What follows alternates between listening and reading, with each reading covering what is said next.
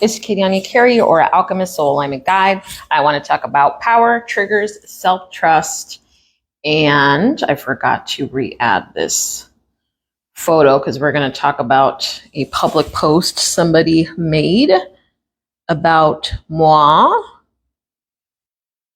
but we're going to use it and we're going to get some jewels out of it. And when I was talking with my team about it,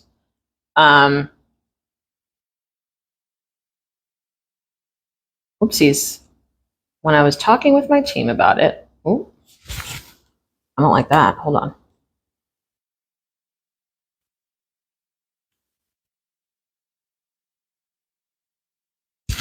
There we go. Okay, we'll add that in a minute. Okay, talking with my team about it, I noticed, as usual, a lot of women who were highly triggered just even by witnessing what this woman said about me, because it brings up all of their stuff and why they're afraid to step out more, why they're afraid to show up, why they're afraid of women, why they don't have women friends, why they are caught up in the getting ready to get ready phase in their business, why they're focusing on the wrong things in business. So I could honestly make this a really rich, jam-packed live because I'm thinking about bringing in, this might be related to a lot of mutual friends who, his name was Travis, who did some investing.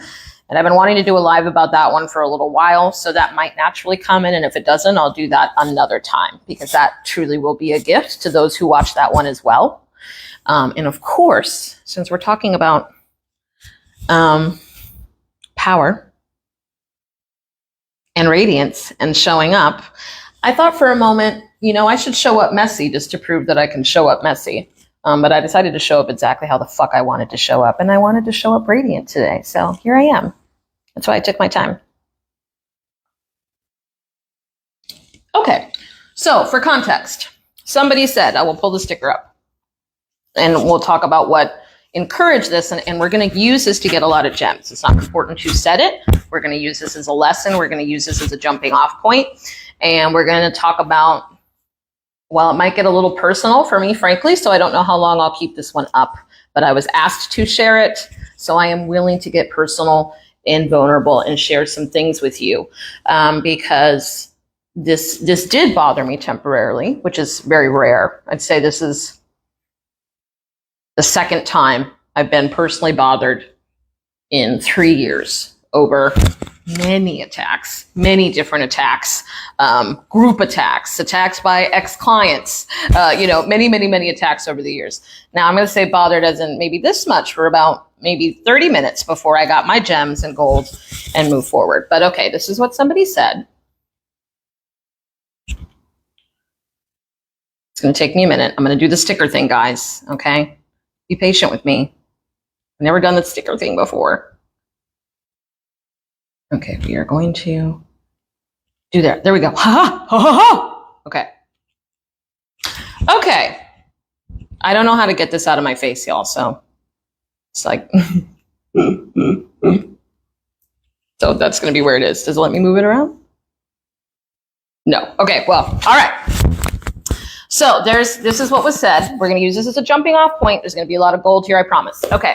So this person who said, there's a content creator or speaker or whatever she does that I see on my timeline. And I want to say her content is great, but honestly, I can't focus on what she is saying because her mouth looks like she is missing teeth and sucked a bottle or a pacifier until she was 35.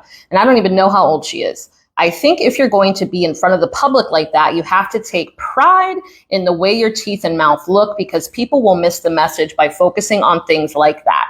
You also can't promote that you can help people heal, get money, manifest, etc.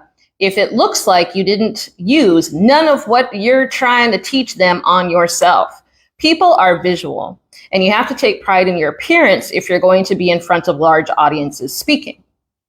I really want to hear what she had to say on several of her videos, but oh, on God, I couldn't get past the mouth and teeth, and that makes me sad for her. Just think about how many followers she could have had if they didn't have to focus on that.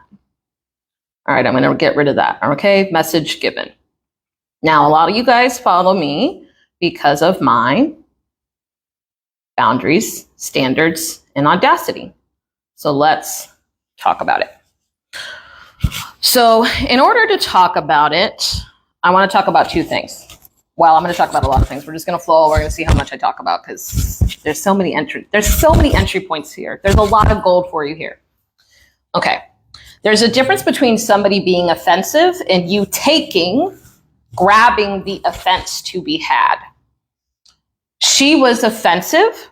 I was not offended. And I was bothered. Why was I bothered? Because there's been a theme happening in my life for the last 2.5 years, which is why I say I'm about to get personal. I don't usually share my stuff, okay? I share my stuff when I've graduated from my stuff, right? And I also want to say before I get into that too, that mastery doesn't mean you're inhuman. It doesn't mean that you don't have feelings, right? It doesn't mean that you're not a tender person. It doesn't mean that all of a sudden you're like indifferent to everything and you're a robot. That's not what mastery looks like. Mastery is in how you respond, how you process, how you create, how do you respond to your creations, how quickly can you shift them, what's your level of responsibility, and what's your level of power. Now, the more triggered you are, the less power you have in a situation. So before you can play the game of power, you have to start to remove your triggers. First, to get back your own power. Secondly, to be able to even be present, because triggers take you out of the present, to be present with what power is in front of you so that you can use it and alchemize it in the present in order to create the future. And until you've done that, your game of power is imaginary. And you can't bravado your way. You cannot bravado your way into having power or being unbothered. And you can't play the game of power with somebody until you can get to the point that you are unbothered. So the very first step, if you're to get triggered, is I got to get out of my trigger, which means I'm going to have to go through what bothers me to get to the other side. Not pretend not to be bothered. Not try to reframe, right? Everybody, oh, I'm going to reframe. Your reframe's just fucking words. If you're not sold on the reframe, if you can't actually shift into that reframe as a state of truth, then you have no power. Which is why we label this power triggers and self-trust. Now I'm going to talk about the self-trust issue. I'm going to go back to talking about some things that have been a theme for me the last 2.5 years. So I got divorced in 2021. At that time, I also left my mentors who are amazing and lovely and wonderful. Don't get distracted. It was a really hard decision for me to leave my mentors. Jesus Christ. It's already happening because they are altogether lovely and did so much for me.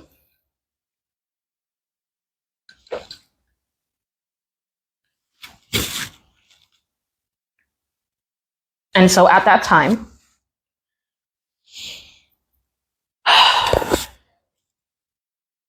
it felt like I was going through 2 divorces.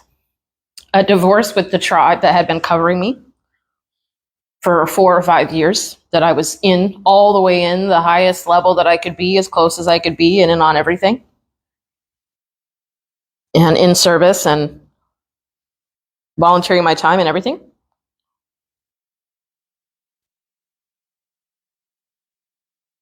But my season was ending. And Spirit had kept saying that it was time for me to become a student of my own work. And God, I love being a student. I really do. And so I got to a point where I was overinvested because I cared so much about being in integrity. It was almost like I was like addicted to being a student because I was so concerned about my integrity and my responsibility. And I'm very happy about those qualities that kept me invested in myself and led me to invest at the level that I did and work as hard as I did and take myself as seriously as I did and take my work as seriously as I did. And in the fall of 2021, it was going to be my first holidays by myself. And so I reached out to my birth father and my aunt, and I said, I don't want to spend the holiday alone. Could I spend it with you? And they said, yes, absolutely. I think I even bought a ticket. I think I bought tickets to where we were going to go for Thanksgiving.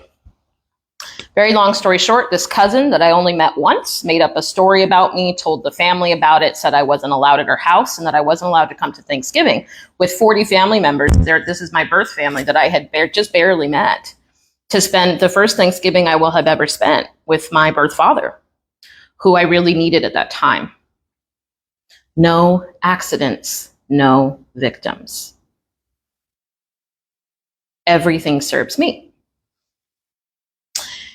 And at that time, that was it was really, really important that as much family was there, because there was a death in the family. That death was my grandma.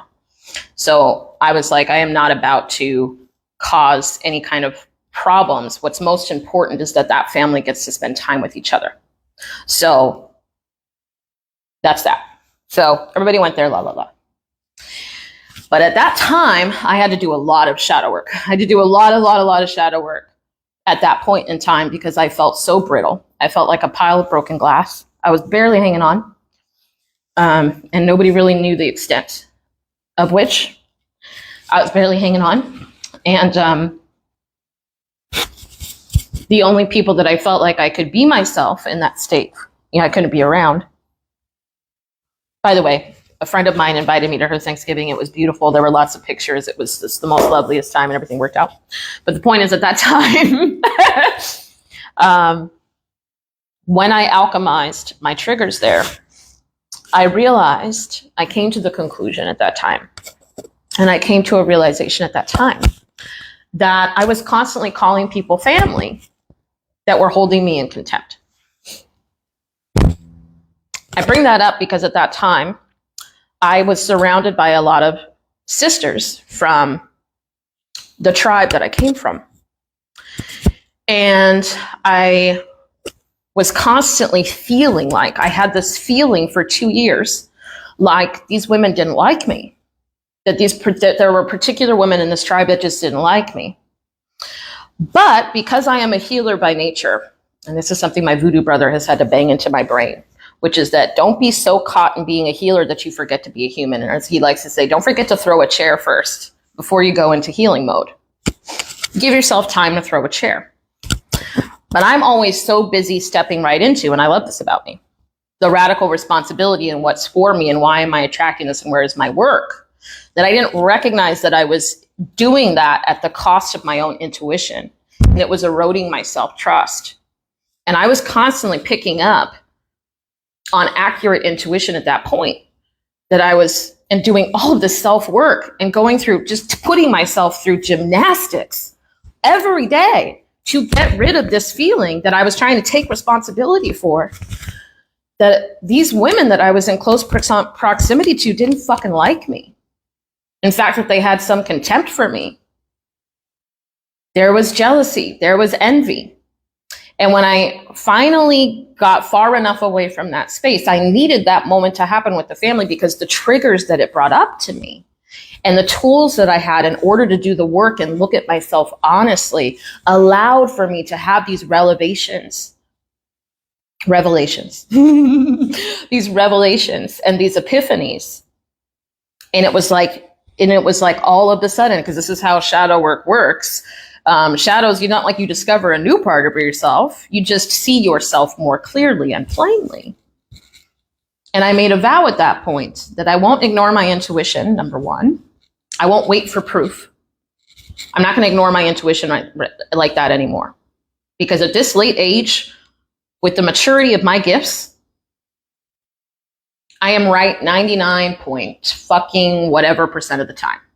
And that's a fact. And so at that point, my life, so let me back it up before I talk about that. So I made a vow and I made a promise to myself at that point that no longer will I claim family. Will I claim people who have contempt of me as family?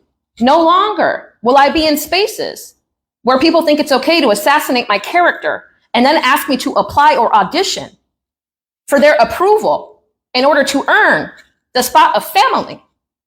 I have enough problems with the family I was raised with. We had to do enough work, thank you very the fuck much. I will not be voluntarily taking on new family that wants me to audition and prove and work against somebody's attempt at character assassination on my person. When I can have any fucking reality I want, when I can be around anybody I want, and when I have done the work and become a blessing, absolutely the fuck not. I do not have time for that.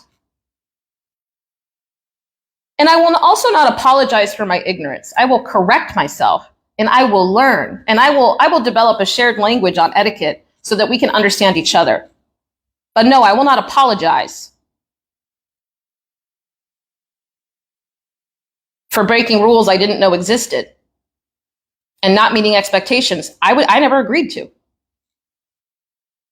And no, I will not be taking on any more family who will hold me in contempt. And so at that point, I just started writing every day, just writing, free writing and journaling. And at this point, every morning, I was praying on my knees that I wanted to be recognized as a woman of God wherever I went. And I prayed and I was doing like an hour of Reiki a day and 2 hours of prayer a day. And I was listening to the same sermon on faith every day. And I was shattered and I was tired and I was sleeping and I was praying and I was healing and I was listening and praying and hearing and listening and sitting in my longing. And then that Christmas Eve is when God said, I've told this story before, but I also ran out of money. My business went the lowest it ever had, which is strange, like crazy low, meaning that like I could never make a sale right now and I would still I could never make a post right now and I would still make a certain amount of sales. Like a certain amount of money is always going to come to me. And I was all the way dry because my energy was dry. So I told the story before, but I was all the way out of money. I only had an Airbnb for 3 days to live in Christmas. Somebody booked a sales call that shouldn't have been able to be booked on Christmas Eve, sent me money that day. Another client renewed. I got $12,000. This is right after Spirit said it's time to move to Playa del Carmen. Woke me up at 3 a.m. and said, you need to move to Playa del Carmen. And I was like, okay, how is this going to happen? Then I got paid, bought my ticket for the end of January. Then I got woken up on New Year's and God said, now you need to go to Playa del Carmen now. So I threw the rest of my stuff away. I moved my ticket to January 6th, and I moved to Playa del Carmen with 2 suitcases and no plan. Now, having never been here before. And every single thing I wrote down in my longing, every single quality I said I wanted in a community and in the people around me was everywhere. The moment I arrived, I got everything I wanted, even things I thought flippantly. These were just journals. These were just like freestyling journaling, but they were honest journaling. And I wasn't breaking the tension.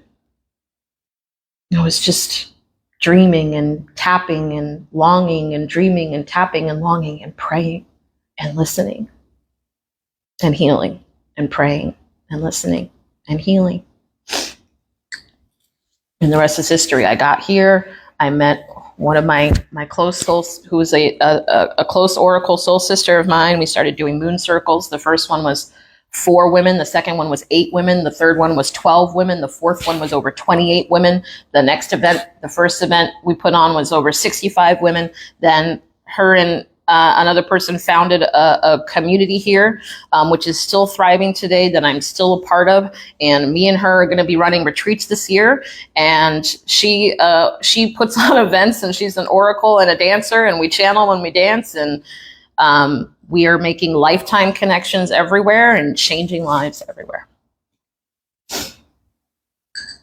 And all of that happened There were so many little things, right? But what was the biggest thing that triggered that, right? If I hadn't gotten triggered in the first place, if I hadn't been rejected by that one family member, I wouldn't have made that vow to myself.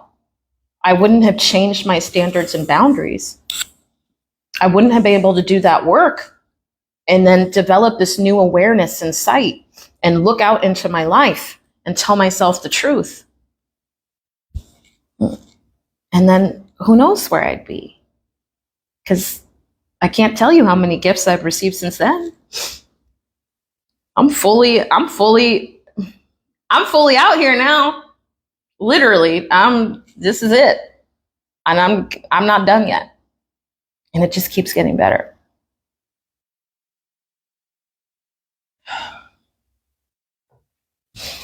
Okay. Well, I didn't know I was going to share all that, but I did know it was going to get personal. Spirit warned me that. And why has it been getting personally? Because mastery for me, and the mastery that I model for you, it's in the modeling. It's in the way that I live my life, number one. Now, why did we decide to do a live about this? Well, because I know that even other women reading that read stuff like that all of the time. And I now run a sisterhood of women.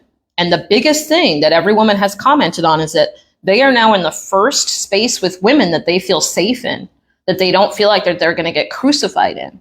And so I've been observing and seeing just the level of wounds that women have from each other. And people are so distracted by the fake gender war that women are missing this huge wound that's informing on every other area of their life. Now, let's move back to why I was bothered. I was bothered because while I get better and better each time, and life is about refinement, I had always known that there was something off about that woman. And another vow that I had made sometime in the last year and a half is, number one, I would stop calling God the universe. And that was in 2021 when I was praying about faith, something I was asked to do. Number two, to stop downplaying my magical life, meaning when I'm around other people, in order to make them comfortable, I automatically will say things like, oh, I feel like, and my intuition is whatever. And even instead of, God told me to do this, and, I received this download, and I received this channeling, and I was on this street, and the numbers changed, and then I walked left, and then I lost a day of time, and then I traveled backwards, and then la, la, la, la, la, which is literally how my life works and how it happens. But I always edit it down to make it sound human. And Spirit said, don't do that. Don't do that anymore. So I vowed not to. And I'm still a work in progress in that regard, though I'm good at it most of the time. Because what you believe is your business, but it's my job to speak my truth as the truth in my universe, because I am the creator of my universe and I am the one that is responsible. So I am not worried about what is true for you. It's my job to speak what is true for me and nobody else's, to me, for me, on my behalf, into my universe. So when this girl had written that post, the only reason I was a little bothered was because I bypassed my own intuition again. And so, of course, I had a little conversation with myself, because in this case, it wasn't that something came up and I ignored it. It's that I stay so fucking focused on what is mine to do and what's in front of me, because I trust my alignment so much. So if God says, do this thing, that's what I'm thinking about. I'm completely oblivious to what else is going on. It's why I'm oblivious to the world. And friends that know me know they need to update me on different references or anything that's going on in the world. Because I stay on my motherfucking mission. And nothing distracts me. I really don't know what is going on. I don't read most people's stuff. I don't stay up to date on stuff. I am focused on my universe, my purpose, my business, my goals, my vision, and my mission at all times. So it's not like this woman and I were ever going to be close. It's not like she was ever going to become my tribe. But I realized that I was letting things go because we had mutual connections, and my attempt at being civil and cordial, and I'm still navigating what that looks like where I am, as I continue as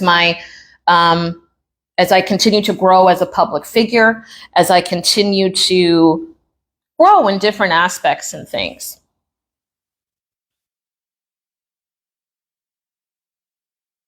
I'm still learning what that looks like, number one. And number two, it's not that I let anybody cross my boundaries. It's not that there wasn't intuition being picked up.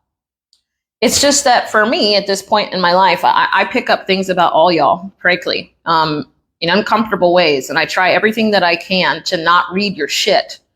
Frankly, y'all need to clean up your boundaries if you don't want to be read so easily. Because your shit's everywhere, and I can see it. And I love you. And so I do everything I can, even if I see something. Just because something's off, that doesn't mean anything.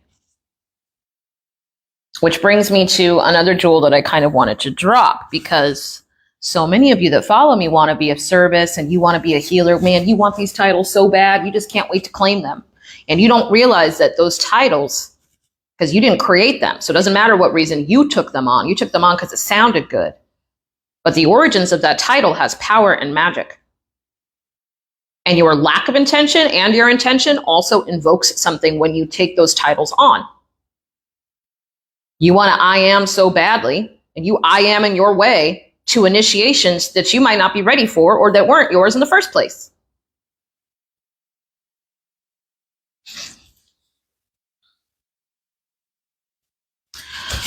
Why am I talking about that? Because sometimes it's my job to take on clients that I know are going to fuck me over. Sometimes it's my job to be of service and offer a portal and a crossroads and an opportunity to somebody who probably, by all likelihood, it's a 95% chance that they're going to turn it down and they're going to fumble the ball. But it's still my job to offer the portal. Because when I said I wanted to be of service, I meant it. And this is why I said that this might be related to Travis. Because something that I noticed that happened so for anybody who doesn't know, Travis was a guy who ran a company called We Trade Sports. He was doing sports betting, and he really had a tribe mentality, and he was growing the tribe. And he started a service where he was betting your money for you, and he disappeared with anywhere between 80 and 120K overnight, and none of us have ever heard from him again. So he disappeared with my money and some other people's money. And I made that money back within a week, and I moved on with my life, because Travis is not responsible for my universe or my money. God is. Okay, so that's who Travis is. Anywho, don't get too distracted. You don't need to know all the details. We're just giving you enough reference so you don't miss the lesson. So something that I observed happening afterwards is a bunch of people who weren't, well, first of all, people just love some drama. So a bunch of people who pretended that they were invested got upset and tried to fuel the stuff. People who were already lying about him and things that happened. Every rumor that was going on about him then became true when he disappeared. And so that was fascinating to watch, right? Because there was all this hearsay and all of this stuff, right? So then there were a couple layers of things that were happening. One of them was some people were like, that's what you get. That's the risk you take when you're investing. And that always made me laugh, because it's like, right, you risk somebody losing your money in an investment. You don't typically risk somebody committing fraud and disappearing with your money. Those are two different things. So observing people make all these comments about investing was really kind of fascinating, or about risk, because that wasn't relevant to what happened. People trusted Travis and believed in him. People got in line with him and believed in what he was doing and believed in his vision and wanted to support him, and he betrayed them and he disappeared. That's just a fact. Those are two absolutely completely different things, right? Can we agree those are two different things? So that was funny. But then another thing that I noticed too was that a bunch of people were like, oh yeah, I was right. That means I was right. And other people were wrong and all of this stuff. And I don't know what your divine assignment was, but I'm going to tell you what mine was, and I'm going to let you pick up your own keys about it. Okay? Because, those gifts I mentioned, You know, I was asked to do certain things for Travis and support him and walk down the line with him. And when he did something with the money, I got like physically sick a little bit and I was freaking out. And everybody else was like, it's no big deal. It's been 2 or 3 days. And I'm like, it is a big deal. Something happened and he's about to make something worse. And I can feel his shame and something's about to go very wrong. But everybody else was like, you know, it was very weird in Twilight Zone because everybody else was acting like it was totally normal for this guy who's everywhere all the time to disappear. Why am I sharing this? Because right before that happened, Spirit asked me to do something for him that would have actually probably prevented what happened. And so I had offered him not just the services of me, but my team. And I was like, we're going to do all these things for you to streamline your stuff. We're going to get everything together from you. We had a meeting. We had a call. Everything was great. I was doing that because God asked me to, period. And those were things that were set up to protect him. And then he disappeared, right? Whatever. He disappeared. He lost our money. Why am I bringing that up? Because I was watching all these people go through regret and making themselves wrong. I was watching people who weren't involved at all make themselves right about, you know, they were talking about like gambling points and tracking points. And it was like, again, his bets were accurate. The betting wasn't the problem. It was his betrayal that was the problem. Now, the other thing that happened, that soul sister that I mentioned and we had an entire session one night because we could feel his energy both together and we could feel that he was suicidal at one point. So, you know, when Spirit asks me to be of service to people, I am unfortunately very connected to them in ways I would rather not be. There was an entire night that I know he almost committed suicide. That I was like, I could barely sleep. It was very, very difficult for me to function. Why am I bringing that up? Because just because Travis made a decision and he chose to ran off of our money doesn't mean that you made the wrong choice in investing in him.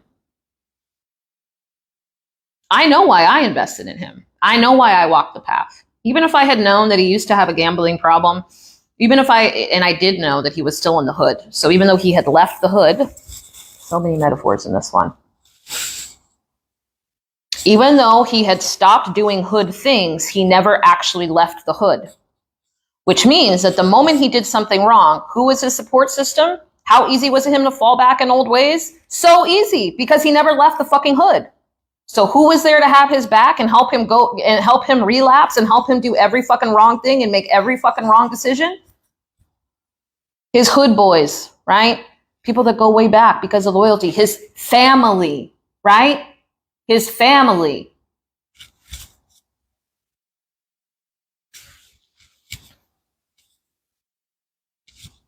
You want to change everything and you keep wanting to hang on to people and you get so upset that you feel rejected.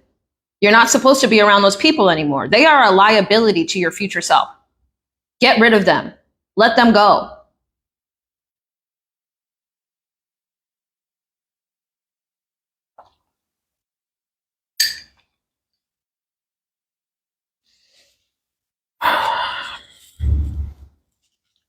So I did what I was supposed to do with Travis. If Travis showed up, I was supposed to help him walk that path of accountability. And I was going to have his back and I was going to help him make a long-term plan. And I was going to forgive the debt that he owed me. And I was going to do everything I could. Why? Because I don't get to be in service and then judge people by their shadows and then throw them away. That would make me a hypocrite for what I do. I don't expect people to be shadow free. I don't believe that people stay the same.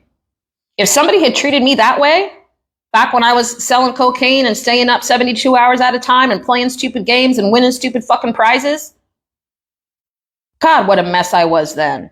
Can you imagine if people gave up on me then? Do you know how many people I've helped since then? That's not hubris, that's a fucking fact.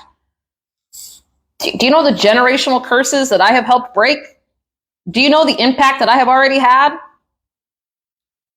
And none of that would have happened if somebody gave up on me.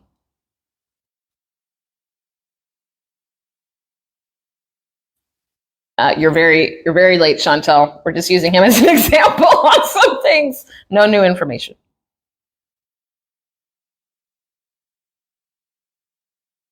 Yeah. I have literally saved lives as well as spiritually. That's just a fact. So I don't regret holding that door open for him. Free will is always in play. I chose to be obedient.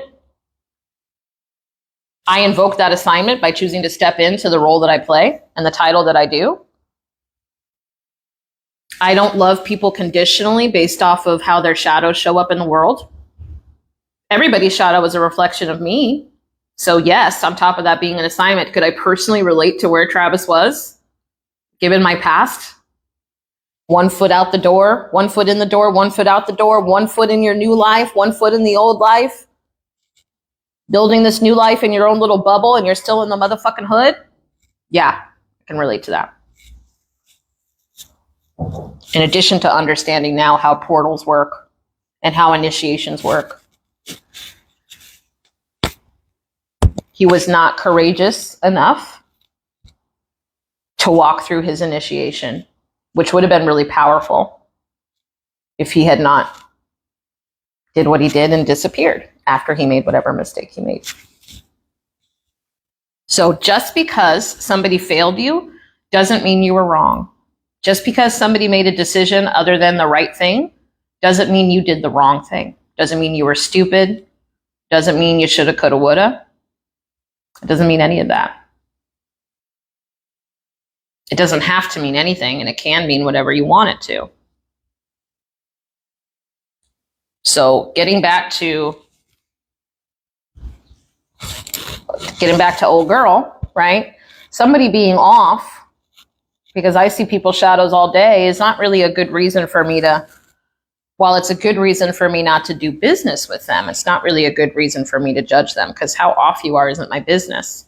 I don't even see her as, I don't read that post and see, my first thought when I saw that post was, wow, I can't believe you're going to miss out on all those blessings because of my teeth.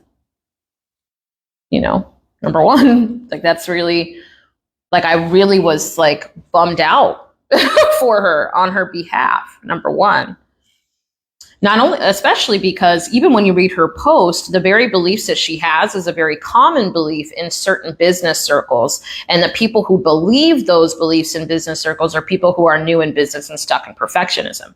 So in addition to the envy and the hate, even if we step out the envy and the hate, that post also revealed a lot of limiting beliefs and common beliefs where a lot of people have ideas on what professionalism is and what's required to be successful.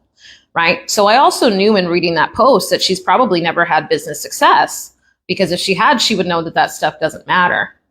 Right. In addition to not knowing anything about me, because, I've made good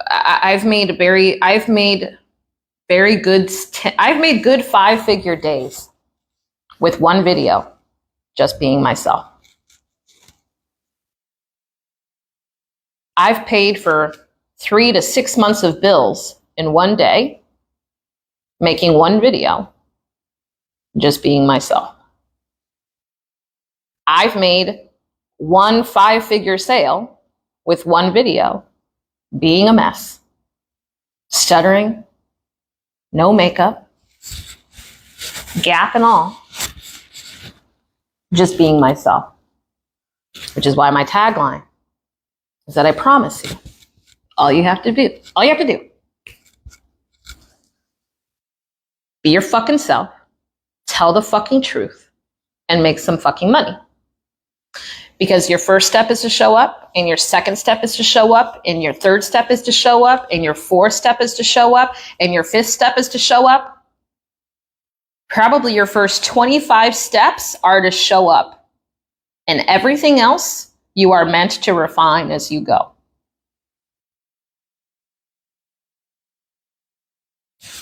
Now, everybody can say, I don't care what people think. I hear it all day.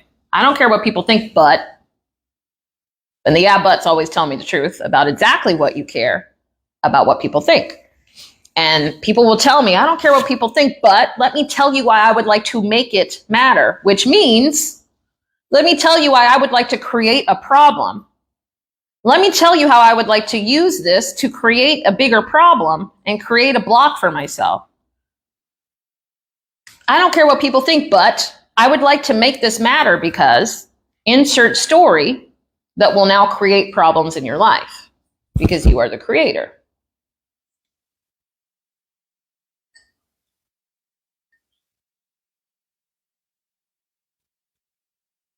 So I'm going to do another vulnerable layer here with this. And I know I'm jumping around, but it just is what it is. And I knew that was going to be the case. Pick up the keys and that's that.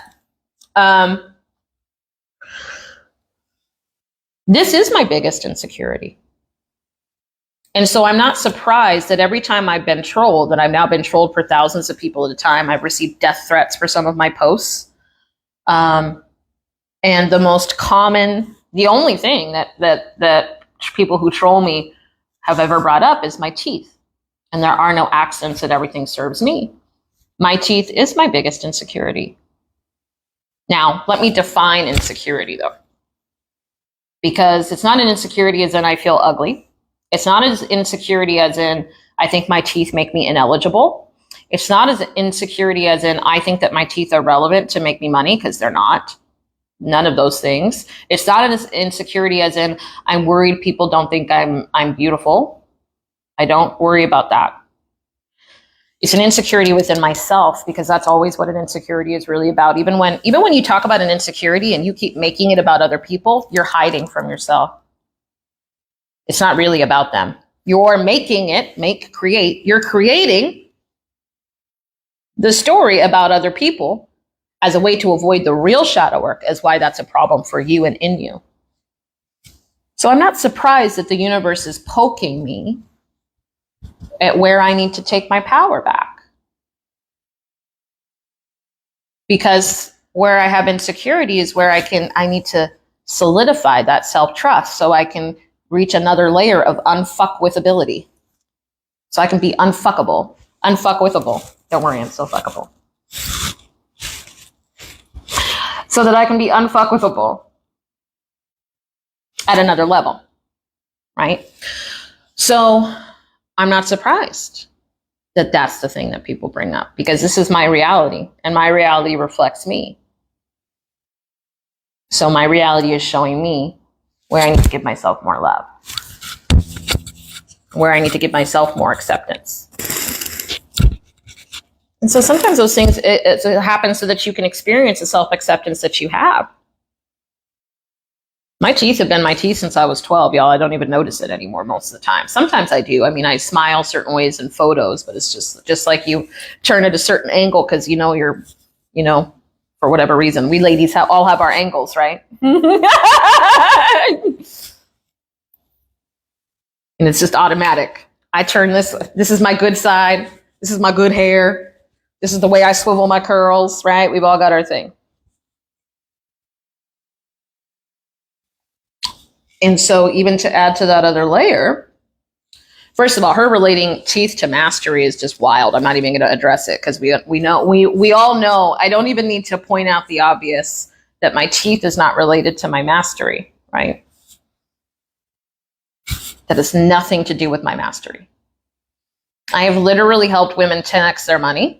I have helped women like her, and I did look around at her timeline. She's charging pennies for her products. There's definitely some work she could be doing on her website. She doesn't talk about her products enough. She could be on another platform, by the way. So by the way, mind that. You might be looking at somebody with 1,000 followers. I know people with 1,000 followers only get 4 likes a post, and I know for a fucking fact that they're making, almost 80K months for a fact. I know people like that right now on Facebook. So don't be fooled by likes and popularity. It's just one way to go, and that way doesn't always guarantee or equal money.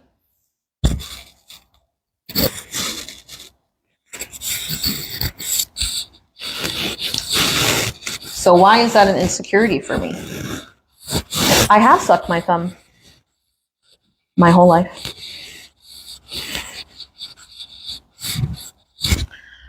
It started when I was a baby because I almost died when first of all, I was adopted. I was adopted as a baby, so I was taken away from my mom as a baby. Then I lived with a foster family for a few weeks when I was a baby. Then my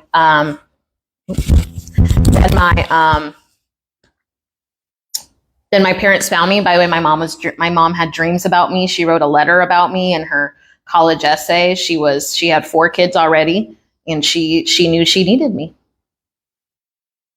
And she looked for me and she prayed for me. And she filled out that adoption paperwork, even though she had 4 kids and she was perfectly capable of having another kid.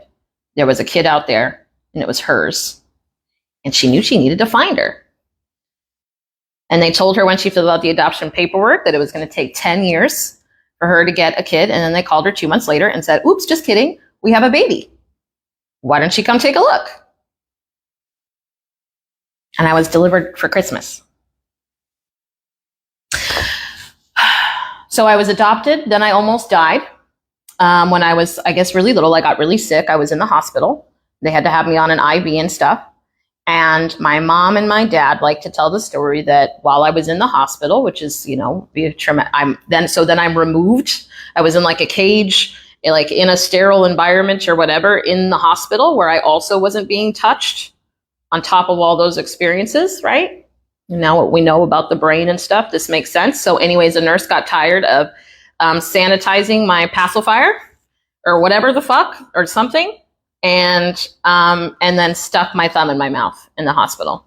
And they said I came home sucking my thumb. And it's been happening ever since. So it is something I've seen a hypnotherapist about. It is something that has caused me great pain.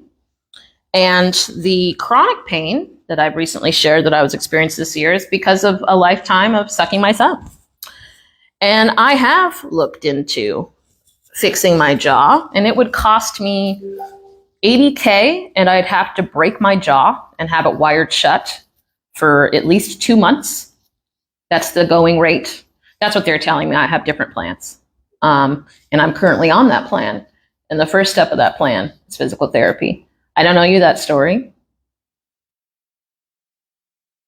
It's not relevant, but it is my deepest insecurity. And yet what bothered me had nothing to do with that insecurity, because even though it's an insecurity, nobody has power over me. And I didn't make it mean anything. I just noticed the reflection and said, but of course that's what people say. Because everything is me. Everything serves me. That's what radical responsibility looks like. And by the way, I went from needing to do physical therapy twice a week and having incredible pain, way a lot of pain I did not talk about because I don't owe you my pain. I don't owe you any of this. This is a gift. You're welcome.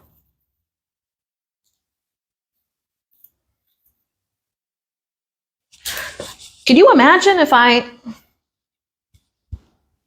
let any of that stop me from my purpose and from being of service and from being happy and from feeling eligible and feeling powerful?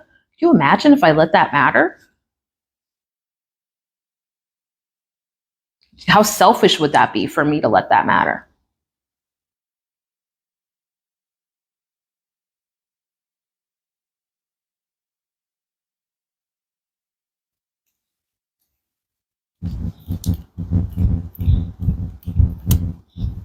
Yeah, by the way, y'all, it's very fascinating to learn about how much your jaw informs on the whole fucking rest of your body. It's wild how connected you are. It's wild.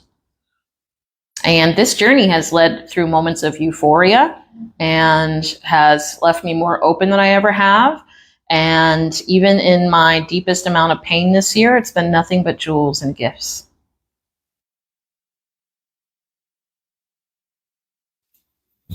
And that's why this won't stay up that long, because Lord, the story Spirit's been having me share, usually at least, at the very least, in my private containers. And I do want to make an invitation right now. And this is not an invitation to be messy, okay? You don't owe anybody anything. This is not an invitation to go bleed openly in front of people. You'll notice that while I was emotional about some things, when I just told you about my deepest insecurity, did you see one second of emotional charge? No. Because it's not a good idea to share your wounds, to share your open wounds, okay? But you can take the power away from your greatest insecurities just by talking about them and taking full ownership and acceptance of them. So I want to make an invitation to consider sharing something about yourself publicly today, not tomorrow, not next week when you think about it, not after you do some journaling and processing and you really consider what's the scariest thing. I want to make that invitation for you to give yourself the power back and take that fear away, because you're going to discover that nobody cares. You know, every partner I've had has not minded my habit at all. It hasn't been a problem for me. It hasn't gotten in my way in any way whatsoever.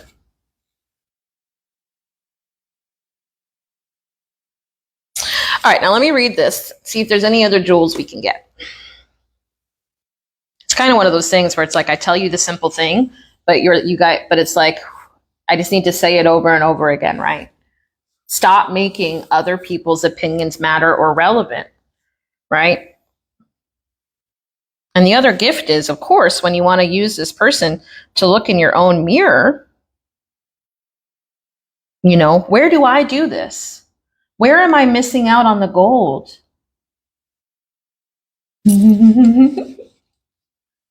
Right?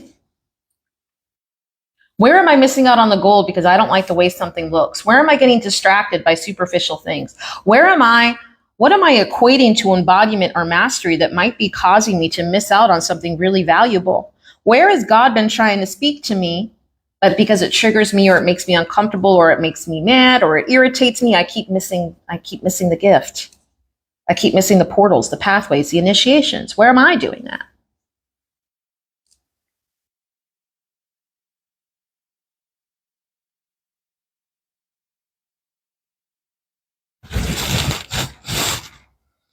Where am I telling myself a story? You know, because I see this happen all the time with women on all levels. They come to me and they're like, well, I have to have the website and I have to have this copy and I have to do all of this. And they'll literally they'll pay me so much money for 4 months of mentorship. And then they'll try to spend 3 months making a website.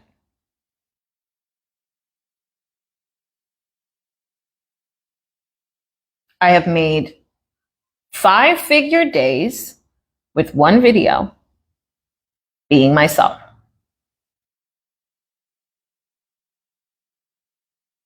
A lot of people that think like her have created entire business courses and told you that somebody isn't going to take you seriously because you spelled something wrong on your website. That's why I purposely leave misspellings in my posts. I don't want those people in my field.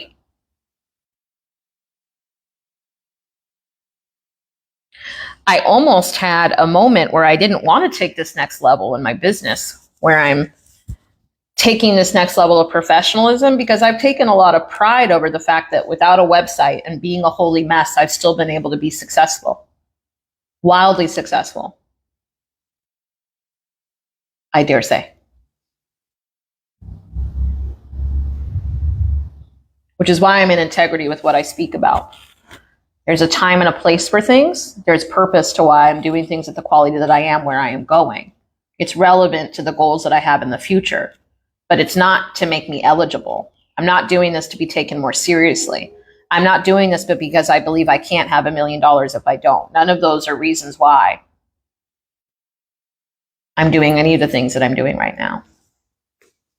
Audaciously successful, I like that. And I wanna leave you with a post that I have.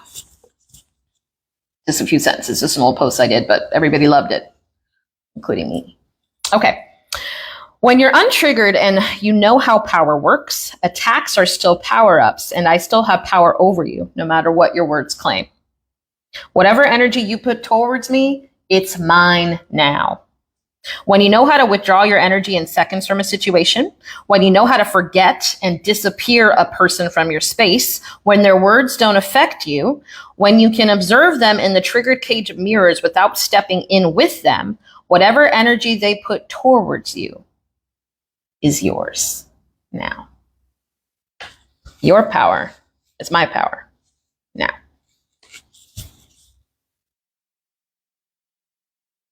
Yeah, and if you're not in yet, get in. I don't even remember what the price is. I want to say it's $111. And then there's a 30-day trigger-free support group where you're going to get weekly streaming with me, where you'll get a chance to address your triggers with me face-to-face, hot seat style. So you can get both for $144, I think. I don't know. Don't quote me. Just message me and I'll have one of my team members send you a link. Get in while you can fit in. And I'm open to doing another live, but honestly, this was really personal for me, so I'm not going to leave this up that long. And the gift is the gift. Take whatever keys you had. Hope it helped. And yeah, your triggers are your responsibility. Your triggers are invitations for you to get your power back from the past. You're not meant to have triggers all the time. It is possible to become less and less triggered in your life.